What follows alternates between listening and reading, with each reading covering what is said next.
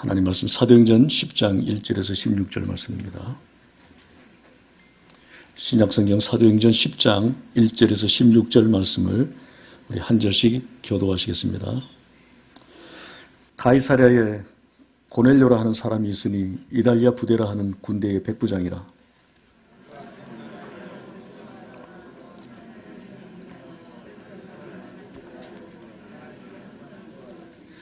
하루는 제9시쯤 되어 환상 중에 밝히 보매 하나님의 사자가 들어와 이르되 고넬료야 하니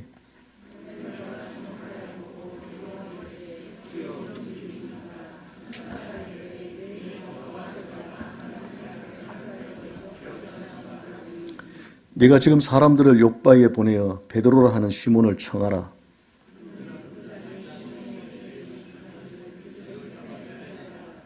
마침 말하던 천사가 떠나며 고넬료가 집안 하인 둘과 부하 가운데 경건한 사람 하나를 불러 이튿날 그들이 길을 가다가 그 성에 가까이 갔을 그때에 베드로가 기도하려고 지붕에 올라가니 그 시각은 제6시더라.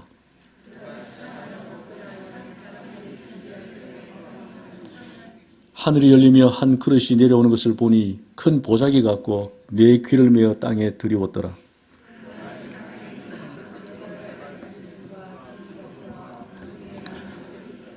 또 소리가 있으되 베드로야 일어나 잡아먹으라 하거늘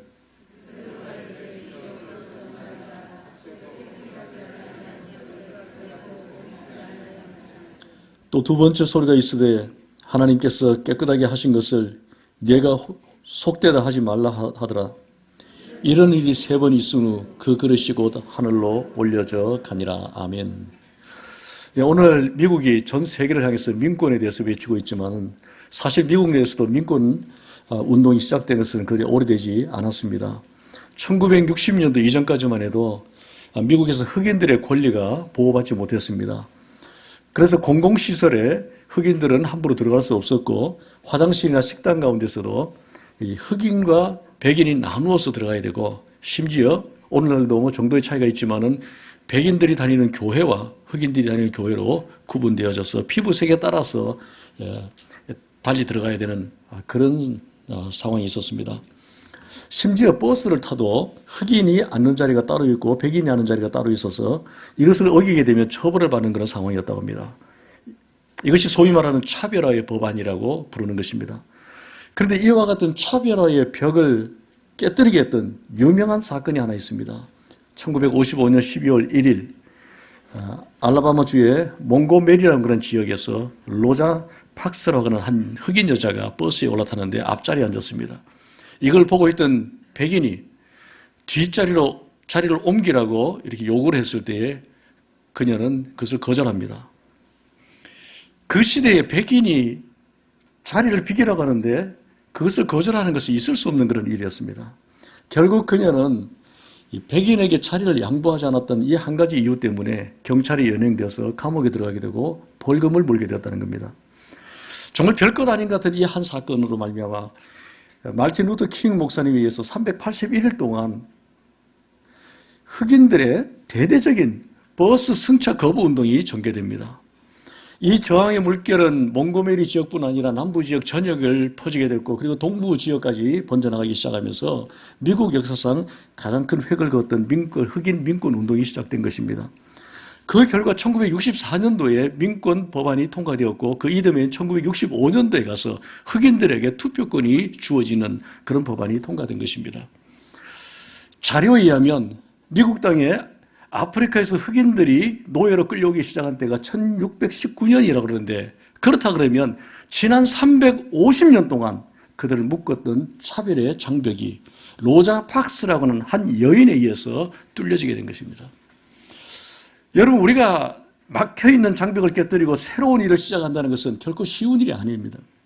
그러나 누군가가 뚫어주지 않게 되면 아무리 위대한 역사를 할지라도 그 역사의 쇠물결은 흘러갈 수가 없게 되는 것입니다. 이것은 오늘 하나님 나라의 역사도 마찬가지라고 생각합니다. 하나님께서 처음부터 인류 구원의 그 계획을 가지시고 하나님은 아브라함을 선택하셔서 온 인류가 구원받기를 원하시는 하나님의 꿈을 선포하셨습니다. 이것이 성경 전체에 흐르고 있는 가장 중요한 하나님의 비전이고 하나님의 꿈이었지만은 이 하나님의 꿈은 그렇게 쉽게 이루어지지 않고 있습니다. 왜냐하면 그 앞을 가로막는 수많은 장벽들이 있기 때문입니다.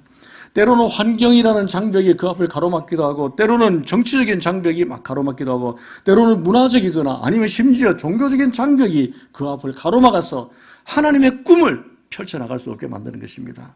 오늘날에 와서 또 하나 눈에 보이지 않는 그런 장벽이 하나 있다면 현대 교회가 가지고 있는 이기심의 장벽이라고 할 수 있습니다. 이와 같이 하나님의 꿈이 땅끝까지 전파되지 않고 중간에 막히는 수많은 장벽들, 이것을 가로막는 장벽들, 이 장벽을 누군가가 뚫어주지 아니하면 하나님의 복음, 하나님의 위대한 비전은 땅끝까지 펼쳐나갈 수가 없게 되는 것입니다.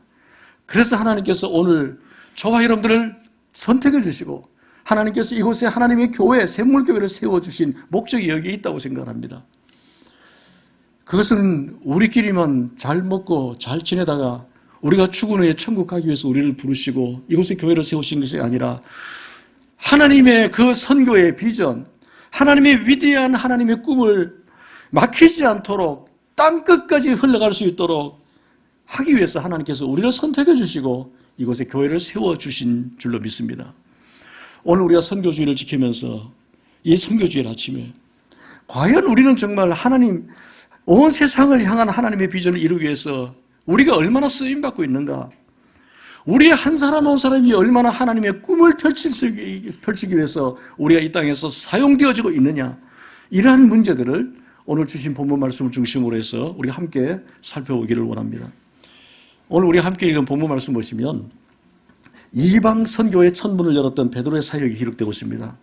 흔히 우리가 베드로라 그러면 예수님의 12제자 중에서 가장 가방끈도 짧고 나대기를 좋아하고 또 실수를 잘하는 그런 사람으로 생각하지만은 여러분들이 복음서를 천천히 한번 읽어보시면요, 하나님께서 우리 기독교 역사 가운데 중요한 대목마다 베드로를 결정적으로 사용하신 사실을 읽을 수 있습니다.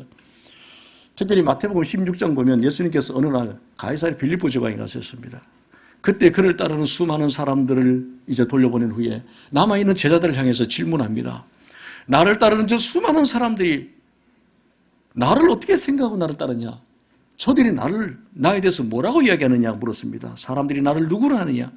그랬더니 제자들이 더러는 세례 요한이라고 하고, 더러는 엘리야라고도 하기라고, 더러는 예레미야나 선지자 중에 한 사람이라고 그렇게 이야기합니다. 이렇게 답변을 했더니 그들을 향해서 반문하기를, 그러면 너희들은 나를 누구로 하느냐? 제자들의 마음속에 있는 고백을 주님께서 원하셨습니다. 그때 16절에서 베드로가 고백하기를, 주는 그리스도시요 살아계신 하나님의 아들이십니다. 정확한 신앙 고백이었습니다. 이 신앙 고백을 들으셨던 우리 예수님께서 너무 기뻐하시면서 베드로를 칭찬하면서 베드로에게 이러한 말씀을 해주십니다. 18절 보면 너는 베드로라. 내가 이 반석 위에, 내가 지금 고백했던 이 신앙 고백 위에 내가 교회를 세울 것인데 음부의 권세가 이기지 못할 것이라. 그렇게 말씀하시면서 그 다음 절에 베드로에게 중요한 약속 한 가지를 덧붙여 주셨습니다. 그것이 무엇입니까?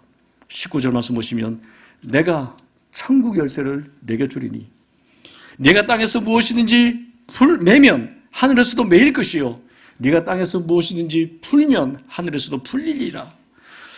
하나님께서 이 베드로에게 천국 열쇠를 주겠다. 여기에 대한 잘못된 해석 때문에 오늘날까지 로만 캐톨릭 교회에서는 이 천국 열쇠가 초대 교황이었던 베드로를 위시해서 그 다음 계승되어지는 모든 교황들에게 주어진, 그리고 교권이다, 치리권이다, 이렇게 해석하지만 이건 대단히 잘못된 해석입니다. 왜냐하면 우리가 성경을 읽을 때 성경 전체적인 문맥을 통해서 보아야 되지, 그 한 구절을 가지고 보면 되지 않고, 예수님께서 지금 베드로에게 약속하신 이 천국 열쇠를 준다, 이 말은 문자 그대로 이 고백을 하는 사람들에게 하나님 나라의 문을 여는 열쇠를 주겠다는 겁니다. 다른 말로 말하면 복음의 문을 열고 선교의 문을 여는 기회를 주겠다. 이 신앙 고백을 하는 사람, 이 예수 그리스도를 정확하게 믿고 복음을 받아들이는 사람에게는 이 천국 열쇠를 주겠다고 약속하신 것입니다.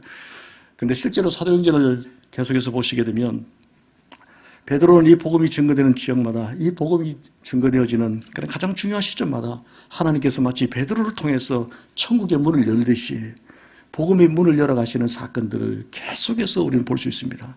예를 들면 사도행전 2장에 보게 되면 오순절날 성령이 임했을 때에 하나님은 이 베드로의 입술을 통해서 선포되어지는 그 복음으로 인하여서 하루에 3,000명씩이나 되는 사람이 회개하고 예수 믿고 세례를 받는 그런 역사가 일어나게 됩니다. 주께로 돌아오는 예루살렘의 복음의 첫 문이 열려지는 그런 역사를 하나님께서는 베드로를 통해서 진행해 나가십니다.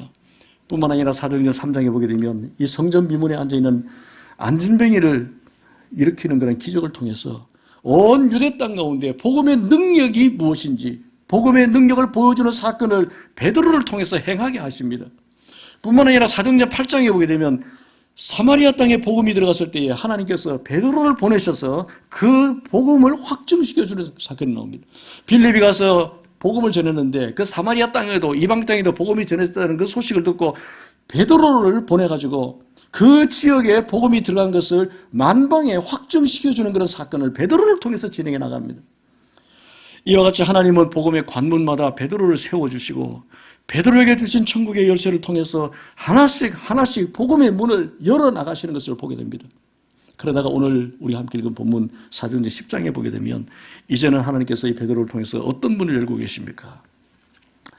고넬료라고 하는 이방인의 집에 방문하게 함으로써 이방 선교의 첫 문을 여는 일을 베드로를 통해서 지금 진행시킵니다.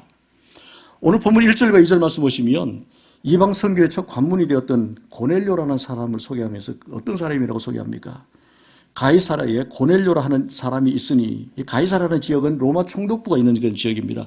그 지역에 고넬료라는 사람이 있는데 이 사람은 이달리아 부대라 하는 군대의 백부장이라, 이달리아 군대는 로마 군대를 말합니다. 로마 군대의 100명의 장병들을 거느리는 지휘관, 장교입니다. 분명히 이 고넬료는 가이사랴 지역에서 로마 군인으로서 로마 사람이었습니다. 로마 사람이었기 때문에 이 고넬료는 그러므로 이방인이었습니다. 그런데 이방인은 이방인인데 2절 말씀 보면 좀 특별한 이방인인 사실을 말씀해 주고 있습니다. 그가 경건하여 온 집안과 더불어 하나님을 경외하며 백성을 많이 구제하고 하나님께 항상 기도했다 이렇게 말씀합니다. 자, 고넬료는 분명히 이방인이었습니다. 그러나 이방인이었음에도 불구하고 그는 경건했고 온 집안으로 말미암아 더불어 하나님을 경외했을 뿐만 아니라 백성들의 구제도 많이 하고 항상 하나님께 기도하는 경건한 삶을 살았다. 자, 여러분 여기까지 보게 되면 이 고넬료라는 사람은 하나님을 경외하고 하나님을 두려워했기 때문에 그의 삶 속에서도 구제도 많이 하고 섬기는 삶도 살았고 또 하나님을 늘 바라보면서 하나님께 기도하는 그런 경건한 삶을 살았는데 이 고넬료에게 있어서 결정적으로 한 가지 모자라는 부족한 부분이 있었습니다. 그것이 바로 예수 그리스도의 십자가와 부활의 복음이 베드로에게 증거되지 않았던 것입니다. 이런 상황 속에서 하나님은 이 고넬료에게 환상을 보여주시고 베드로를 그 집에 초청하게 하셔서 그에게 복음을 듣게 만들어주신 겁니다. 오늘 성경을 끝까지 보게 되면 바로 이 베드로가 이방인인 집에 고넬료 집에 방문해서 그 집안에 가서 복음을 선포함으로 말미암아 공식적으로 이방 선교의 첫 문을 열게 되는 그 사건을 지금 진행해 나갑니다. 여러분 이 사건은 그 당시 상황에서 볼 때 대단히 파격적인 충격적인 그런 일입니다. 왜냐하면 당시 유대인의 관습에 의하면 유대인은 이방인과는 절대로 교제할 수 없습니다. 이방인과는 상종을 할 수 없습니다. 상종하지 못할 정도가 아니라 그 이방인들을 얼마나 무시했는지 얼마나 멸시했는지 마치 개처럼 취급을 했습니다. 그래서 유대인의 탈무드에 보게 되면 이방인 여자가 출산하려고 해산의 고통 가운데서 이제 해산하려고 할 때 그 여인을 도와서는 안 된다. 왜냐하면 그를 도와봤자 또 한 마리의 개가 출생하기 때문이다. 그 정도로 이방인을 멸시하고 이방인을 더럽게 여기고 이방인과 상종하지 않았던 그런 유대인의 관습 속에서 더더구나 지금 이 베드로는 초대교회 예루살렘 교회의 뛰어난 지도자였습니다. 개인이 아니라 그 공인으로서 지도자인 입장에서 이와 같은 상황에서 유대인의 관습도 있고 자기의 위치와 신분도 있는데 이런 상황에서 베드로가 지금 이방인의 집에 가가지고 복음을 전한다. 이런 행동은 예루살렘 전체, 예루살렘 교회 가운데 엄청난 파문을 일으킬 수밖에 없는 그런 형편이 있었습니다. 그럼에도 불구하고 이 베드로가 자기의 위치와 자기의 신분을 내려놓고 유대인의 관습을 다 깨뜨리고 이방인의 집에 들어가서 복음을 전한다. 참 쉬운 일이 아니었습니다. 그러나 분명히 쉽지는 않았지만은 이와 같이 베드로가 막혀있던 이방 선교의 관문을 깨뜨리고 고넬료의 집에 방문했기 때문에 우리가 알고 있는 이방 선교의 문이 열리게 된 것입니다. 그로 인해서 오늘 이 시간 우리들에게까지 이 복음이 들어오게 됐다는 사실입니다. 여러분, 여기서 한 가지 흥미로운 사실은 이방 선교 사역을 주로 했던 사람은 베드로가 아니라 바울이었다는 사실. 우리가 잘 알듯이 바울이 이방 선교사로 이방 선교를 많이 했지 않습니까? 그런데 이방 선교의 문을 열었던 사람은 바울이 아니라 베드로였다는 것입니다. 베드로가 이와 같은 어려운 상황 속에서 이와 같은 큰 장벽을 뚫고 이방 선교의 천문을 열어주었기 때문에 바울이 이방 선교를 감당하는 것이 가능했고, 그리고 그 뒤를 이어서 마치 막혀있던 댐의 물고가 터지듯이 복음의 물결이 흘러넘쳐서 온 세계 온 열방까지 흘러 가게 된 것을 볼 수 있습니다. 이런 면에서 오늘 본문에 기록된 이 베드로가 고넬료의 집에 방문한 이 사건은 기독교 역사 속에서 대전환점을 이루는 정말 중요한 그런 사건이라고 할 수 있습니다. 그런데 이보다도 중요한 사실이 있다고 하면 하나님께서는 이 베드로에게만 이런 천국의 열쇠를 주시고 베드로에게만 이방 선교의 문을 열어주신 것이 아니라 예수 그리스도를 믿는 오늘 우리 모두들, 주는 그리스도시요 살아계신 하나님의 아들이십니다, 이런 고백을 할 수 있는 구속받은 주의 백성들 모두에게 동일하게 천국 열쇠를 주었을 뿐만 아니라 이 귀하고 존귀한 사명을 우리에게 맡기셨다는 사실입니다. 하나님은 오늘 여러분을 통해서 복음의 문을 열기를 원하십니다. 여러분을 사용하셔서 막혀있던 천국의 문을 뚫고 막혀있던 하나님의 꿈이 막히지 않도록 땅끝까지 나가도록 하나님은 그렇게 기대하고 계시고 소원하고 계신다는 것입니다.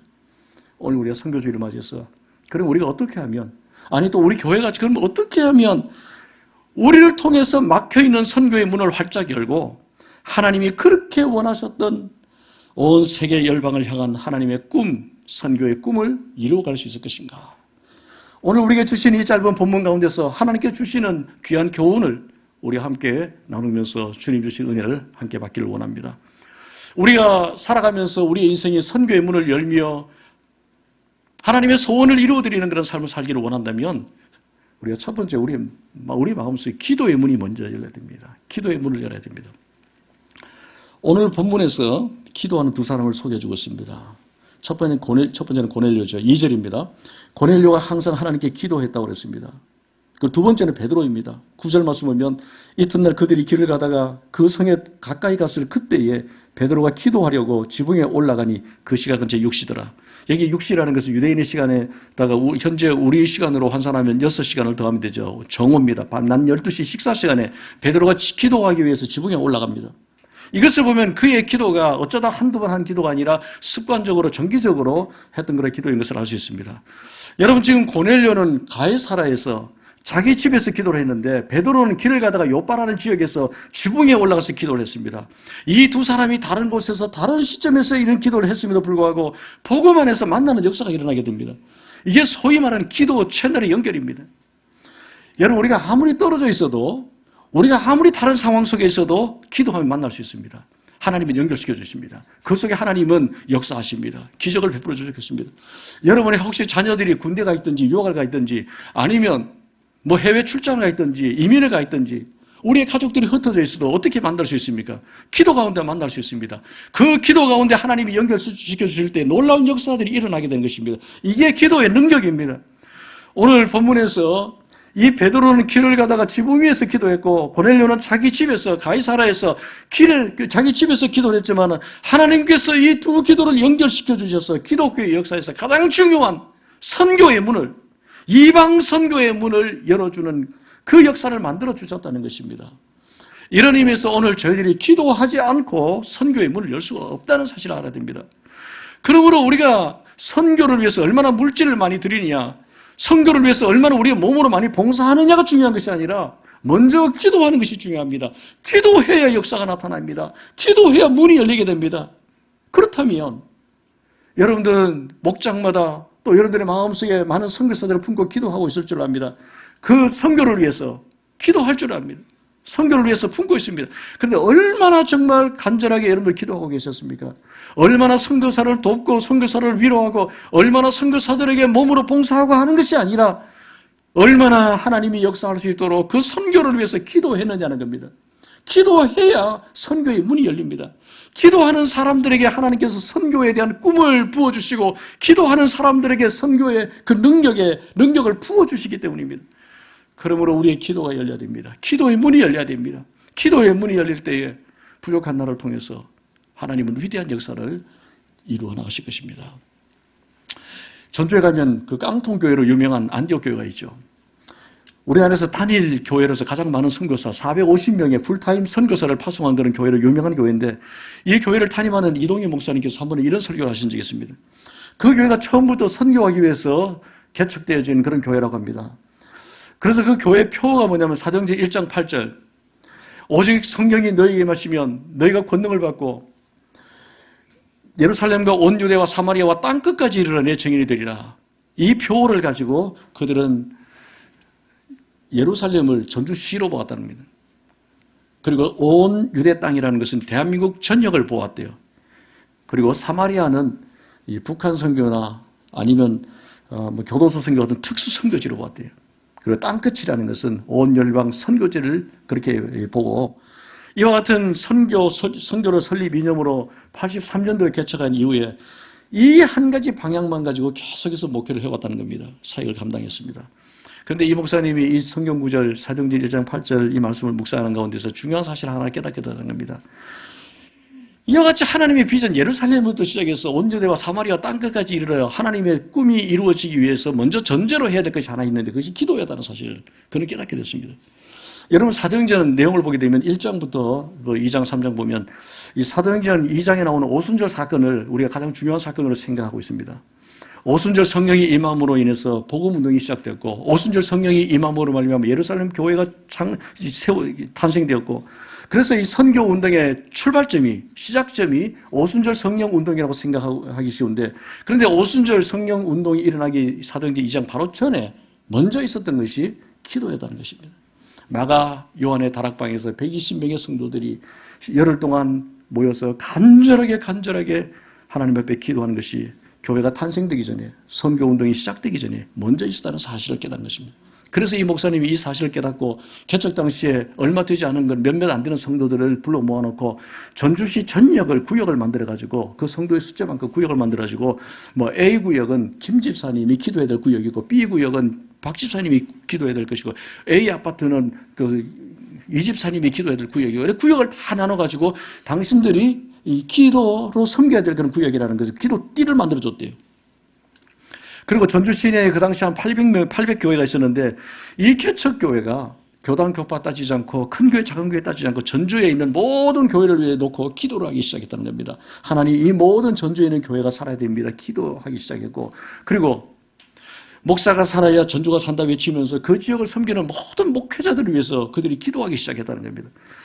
이 안디옥 교회가 이와 같이 수년 동안 기도하는 가운데 시내 곳곳에서 생각지도 않는 놀라운 일들이 일어났다는 겁니다. 악한 영들이 떠나고 교회가 부흥하며 자기 교회뿐만 아니라 이웃 교회들이 부흥하면서 이 안디옥 교회가 그 복음의 물꼬가 터지기 시작하면서 엄청난 부흥의 역사를 경험하게 됐다는 것입니다. 그래서 오늘날 세계 선교의 역사를 감당하는 교회가 될 수 있었다고 고백을 합니다.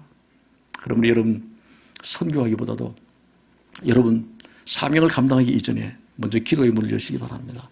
기도의 문이 열려야 선교의 문이 열리게 됩니다. 기도의 문을 열지 않고 생각하고 계획하고 우리가 노력한다고 해서 선교의 문이 열리지 않습니다.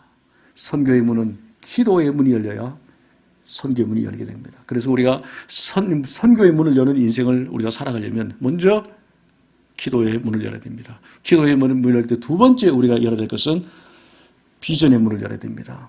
하나님 보여주시는 환상의 문을 열어야 됩니다. 11절 말씀 보면 베드로가 시장하여 음식을 먹으려고 하는데 황홀함 중에 하늘이 열린 가운데 한 환상을 보게 되죠. 그 환상의 내용이 무엇입니까?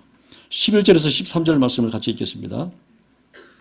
하늘이 열리며 한 그릇이 내려오는 것을 보니 큰 보자기 같고 네 귀를 메어 땅에 들이웠더라.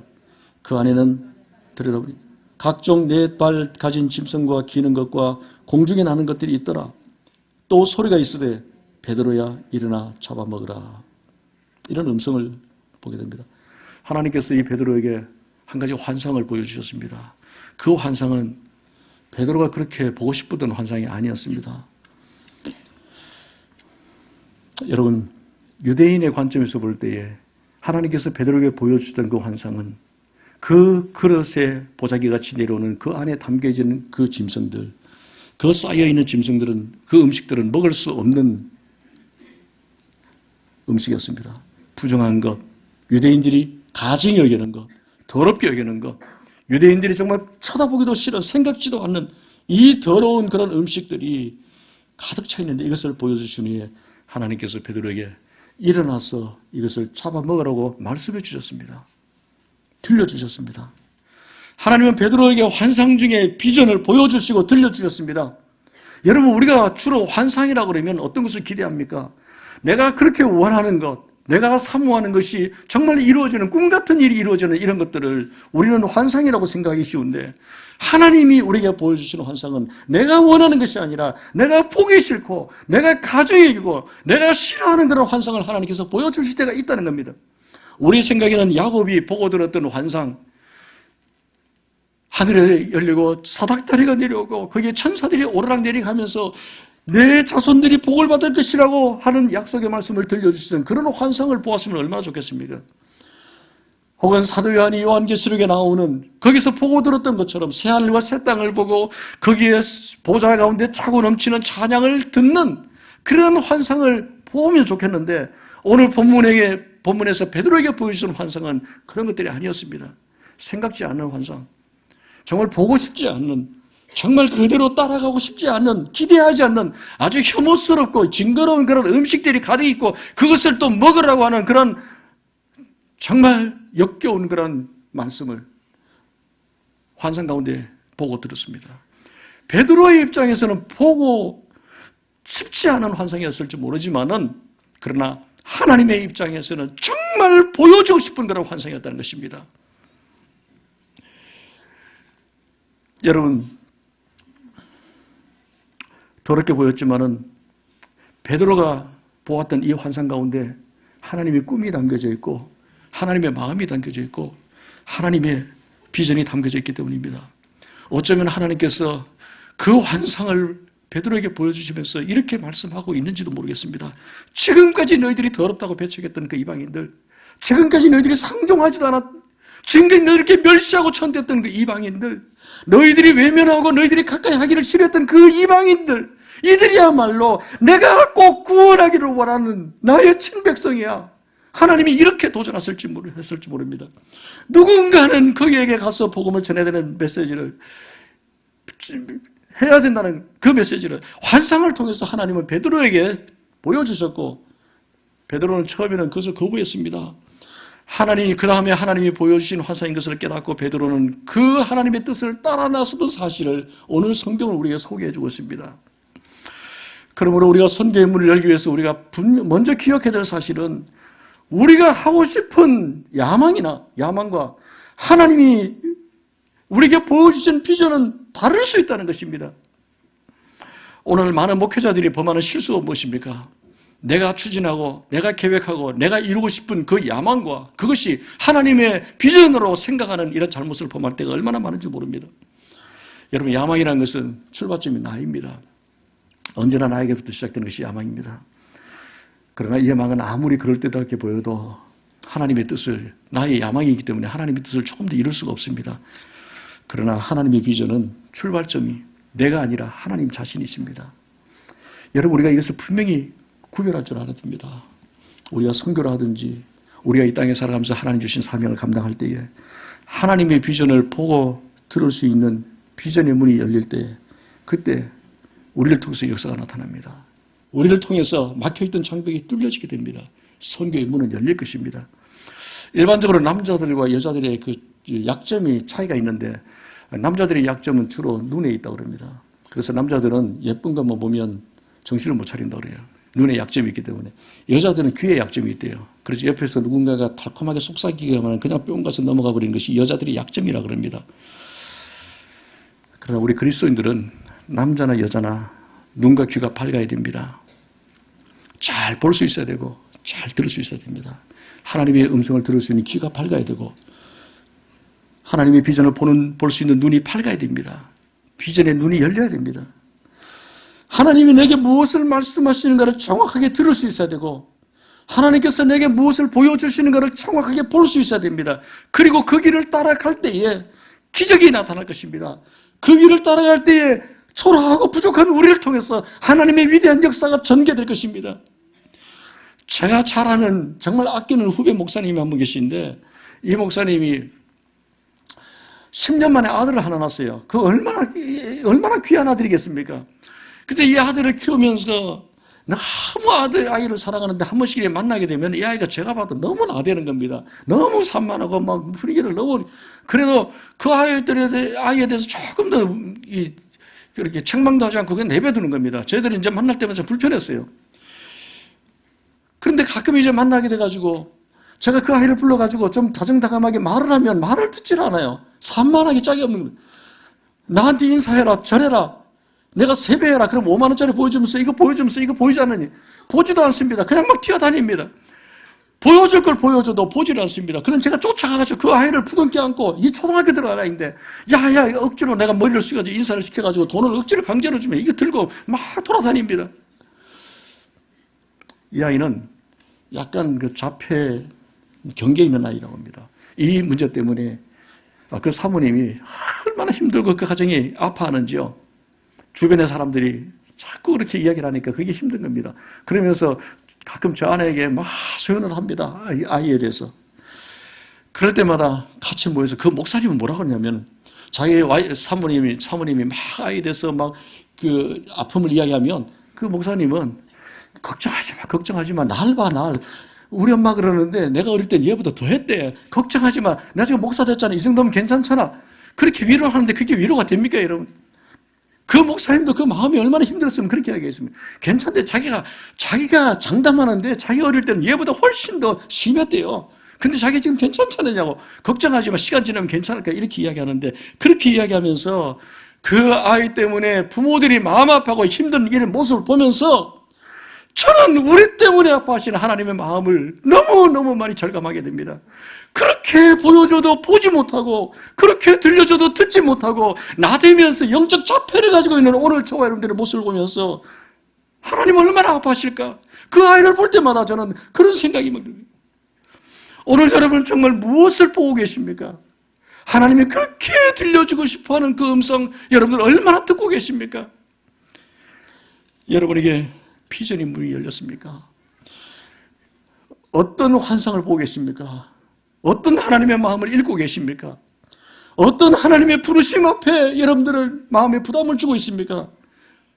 날마다 우리에게 보여주시고 들려주시는 하나님 앞에 비전의 문을 열어야 됩니다. 만약에 이런 비전의 문이 열리지 않았다면 기도의 문을 열어야 됩니다.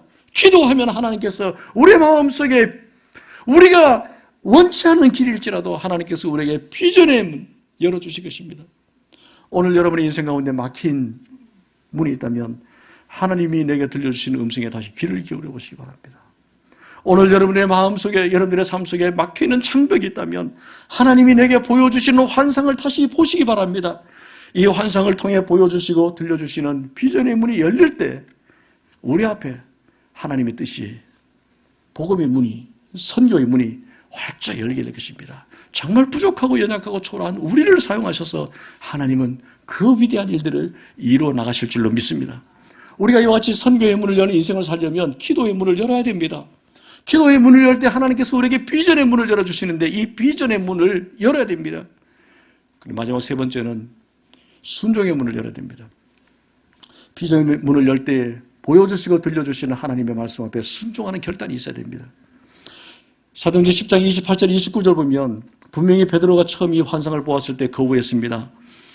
이와 같이 부정한 것, 정말 끔찍한 것, 자기 원하는 길이 아닌 그 길을 가라고 할 때에 그리고 그 음식을 일어나 잡아먹으라고 했을 때에 하나님이 말씀하셨음에도 불구하고 하나님께 대꾸하기를 주여 그럴 수 없나이다. 3번씩이나 거절했지만은 결국 베드로가 이것이 하나님의 비전인, 하나님이 주시는 비전인 줄을 깨닫고 난 후에 고넬료 집으로 달려갑니다. 가서 뭐라고 외칩니까? 우리 28절을 같이 읽겠습니다. 유대인으로서 이방인과 교제하며 가까이 하는 것이 뭔 줄 알고? 위법인 줄은 너희도 알거니와. 유대인으로서 이방인과 교제하며 가까이 하는 것이 위법인 줄 너희도 알거니와. 위법이라는 것은 유대인의 관습에 있어서 이것은 불법이라는 겁니다. 오랜 세월 동안 유대 사회 속에서 살아가는 데 있어서 이것은 해서는 안 되는 위법이라는 겁니다. 유대인이 이방인의 집을 방문하거나 교제하는 것은 불법이지만은 분명히 이것은 위법인 줄 너희도 알거니와. 그 다음 뭐라 그럽니까? 하나님께서 내게 뭐 하시사? 하나님께서 내게 지시하사 아무도 속되다 하거나 깨끗하지 않다 하지 말라 하시기로. 하나님이 지시하셨기 때문에, 하나님이 그렇지 않다 하셨기 때문에, 사람들은, 유대의 전통은, 주변의 모든 환경들은 아니라고 하지만 하나님께서 지시하셨기 때문에, 하나님께서 그렇지 않다고 하셨기 때문에 내 뜻과 내 생각에 맞지 않고 지금 내 상황 속에 맞지 않지만 하나님이 내게 지시하셨기 때문에 29절 뭐라 그럽니까? 부름을 어떻게 해요?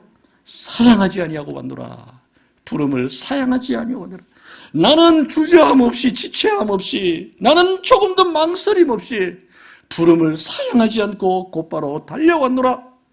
여러분 이것이 베드로의 순종이었습니다. 이 순종을 통해서 선교의 문이 활짝 열리게 된 것입니다. 내 생각과 다릅니다. 내가 원하는 길이 아닙니다. 내가 당장 이해할 수 있는 길이 아니었습니다. 그러나 하나님이 지시하셨기 때문에 하나님 말씀하시면 사양하지 않고 발을 내딛는 이런 순종. 오늘 우리가 하나님 앞에 쓰임받지 못한 이유가 무엇입니까? 그렇게 열심히 우리가 살고 그렇게 열심히 우리가 노력하고 우리가 그렇게 열심히 우리가 살아감에도 불구하고 우리가 하나님 앞에도 귀하게 사용되지 못하는 이유가 있다면 우리의 생각이 너무 많고 우리가 너무 많은 것을 분석하고 너무 많은 것을 따질 것이 너무 많기 때문입니다.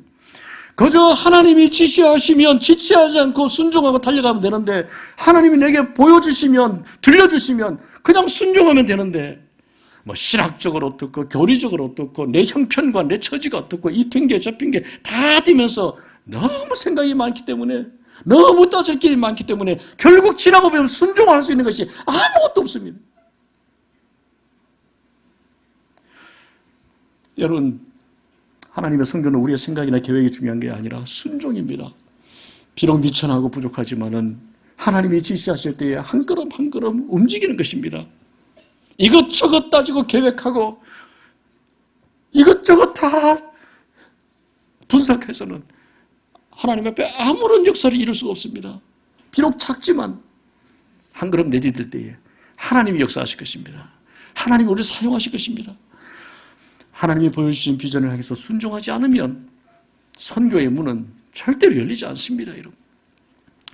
일반적으로 교회 사역에는 두 가지 방향이 있다고 합니다. 두 가지 부류의 교회 사역이 있다고 합니다. 첫 번째는 메인터넌스, 유지 관리하고 현상 유지하는 이 현상 유지를 잘 관리해가지고 이렇게 지탱해 나가는 이런 방향으로 교회가 나가는 그런 방향으로 하는 교회가 있고 두 번째는 메인터넌스가 아니라 두 번째는 미션입니다. 미션은 사명입니다.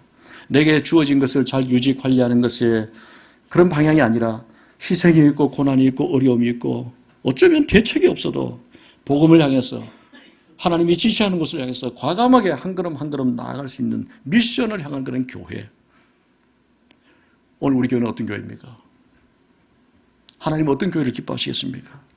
유지 관리하는 그런 교회입니까? 아니면 미션을 향해서 희생하고 수고하고 고난이 있을지라도 주님이 원하시는 길이라면 그 길대로 아무런 대책 없이 갈 바를 알지 못하고 갔던 아브라함처럼 한 걸음 한 걸음 건너갈 때에 하나님이 그 나머지 것들은 다 보장해 주시고 책임져 주실 줄로 믿습니다. 우리가 기도의 문을 열고 비전의 문을 열고 그렇다면 마땅히 사명을 향한 순종의 문을 열어야 됩니다. 그래야 우리를 통해서 선교의 문이 열리게 될 것입니다. 오늘 하나님은 이 선교하는 그런 교회를 찾으시고 축복하실 것입니다. 나에게 희생이 있고 어려움이 있고 앞길이 보이지 않을지라도 선교의 문을 열기 위해서 순종하는 그런 교회, 그런 사람들 하나님은 사용하시기를 원합니다. 우리 교회가 그런 교회 되기를 바랍니다. 오늘 여러분 한 사람 한 사람 인생도 마찬가지입니다. 오늘 하나님은 여러분에게 보여주시고 하나님이 들려주시는 하나님의 비전 앞에 얼마나 순종하고 계십니까? 무엇을 순종하고 계십니까? 내게 들려주실 때에 정말 순종하십니까? 내게 보여주실 때에 정말 그 길을 가고 있습니까?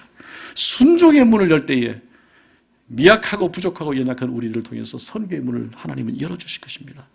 하나님이 우리에게 주신 인생 한 번밖에 살 수 없는 짧은 인생입니다. 지나고 나면 돌아오지 않습니다. 여러분의 인생 황혼기 다시 돌아오지 않습니다. 그러므로 여러분의 남은 인생 기도의 문을 열심히 사시기 바랍니다. 그리고 비록 연약하고 부족해도 하나님 들려주시고 보여주시는 비전의 문을 여시기 바랍니다. 그리고 그 비전의 문에 속에서 들려주시는 그 하나님 말씀 앞에 순종의 문을 열시고 나가시기 바랍니다.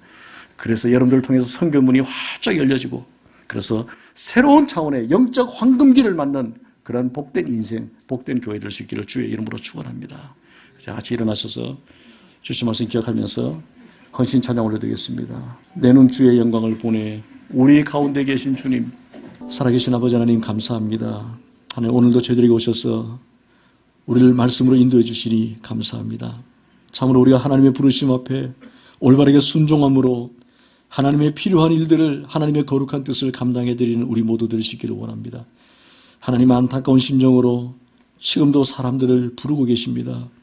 하나님 저희들은 하나님의 부르심을 외면하고 이 땅의 것만 바라보며 이 세상의 것을 바라보며 하나님 나라 확장을 거부하며 살아왔던 우리의 잘못된 모습을 용서해 주시옵소서. 오늘 우리의 마음을 열어주시고 기도의 문을 열게 하시고 하늘의 환상을 보며 하나님 나라의 비전을 볼 수 있는 문을 열어주시고 주님이 보여주시고 들려주시는 말씀에 순종함으로 주께서 우리 가운데 이루시기를 원하시는 거룩한 뜻을 위하여 우리 모두가 사용될 수 있도록 은총을 내려주옵소서. 오늘 우리의 마음을 열어주시고 성령의 음성을 듣게 하여 주시고 하나님 나를 사용하시기를 원할 때에 거부하지 않고 지체함 없이 순종함으로 아멘함으로 주님 앞에 나갈 수 있는 우리 모두에게 축복해 주시기를 간절히 원합니다. 베풀어 주신 은혜 감사하여 주 앞에 귀한 예물을 올려드립니다. 또 선교 헌금도 우리가 주님 앞에 올려드립니다. 주님 다 받으시고 우리가 이 땅 살아가면서 선교의 문을 열기 위해서 우리가 희생하며 수고하며 우리가 더 많이 드림에도 불구하고 우리의 생업이 더욱 넉넉하고 번창하며 부족함이 없도록 하늘을 곳간 우리에게 채워주시기를 간절히 원합니다.